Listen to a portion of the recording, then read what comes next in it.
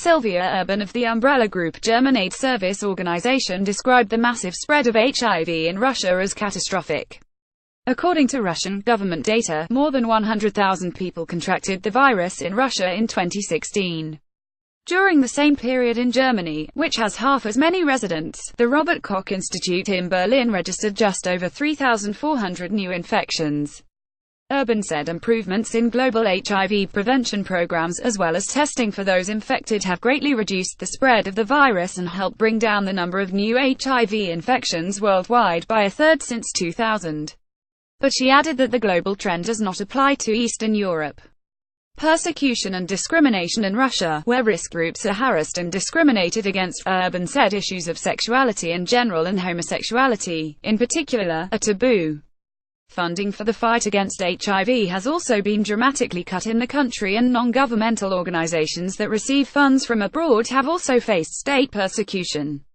Urban said that experience in Germany has shown the important role that NGOs play in disease prevention. The enormous success of HIV prevention in Germany illustrates just how effective structures that encourage interaction between government and civil society can be, she said. Drug users, especially hard-hit. Vadim Pokrovsky, head of the Russian Federal Aid Center, said Russians can only dream of such interaction between government and private organizations. We could learn a lot from Germany, he said, adding that drug use is the main way the virus is transmitted in Russia. Since the majority of drug users in Russia are heterosexual males, their partners are also at risk. Pokrovsky said it is very easy for a Russian woman between the ages of 25 and 30 to come across infected males. According to his statistics, roughly 3% on to 4% of all Russian men between the ages of 40 and 50 are HIV positive. 1 in 5 drug users is infected, as is 1 in 10 homosexual men. Homophobia and a negative view of drug addicts, as well as the obscure legal status of prostitutes, have all led to the fact that Russia uses less than half of all of the methods that have been scientifically proven to prevent the spread of HIV around the world, Pokrovsky said.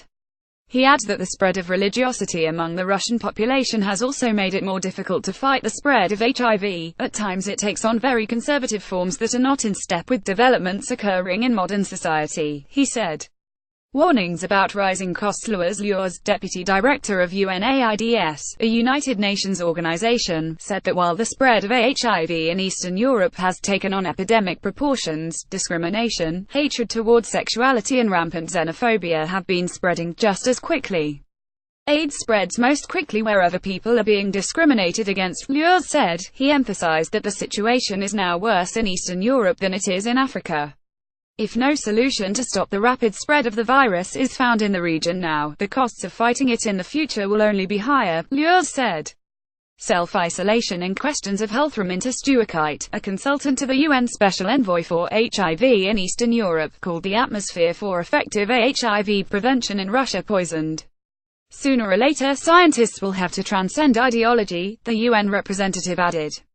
Stuarkite said Russia has refused to take advantage of the global experience of scientific advances and recommendations from the World Health Organization and make use of experience gained by other countries. Dialogue is essential for sharing knowledge gained in the field of HIV prevention, Stuarkite said. There can be no self-isolation when it comes to health issues. Reader, share this story. https://usat.ly2guile3ab